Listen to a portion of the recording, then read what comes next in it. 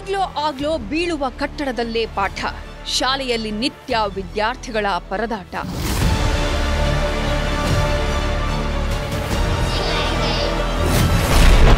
ಬಡ ವಿದ್ಯಾರ್ಥಿಗಳ ಧ್ವನಿಯಾದ ನ್ಯೂಸ್ 18 ಕನ್ನಡ. ಜನನಾಯಕರ ಸ್ಪಂದನೆ, ಜನರ ಧನ್ಯವಾದ.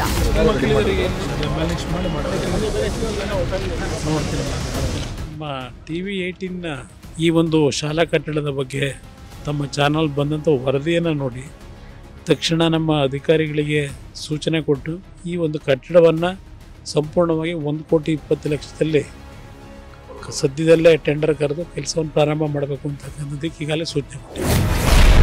ಶಿಥಿಲಾವಸ್ಥೆಯಲ್ಲಿದ್ದ ಶಾಲೆಗಳಿಗೆ ಮುಕ್ತಿ. ಇದು ನ್ಯೂಸ್ 18 ಬಿಗ್ ಇಂಪ್ಯಾಕ್ಟ್.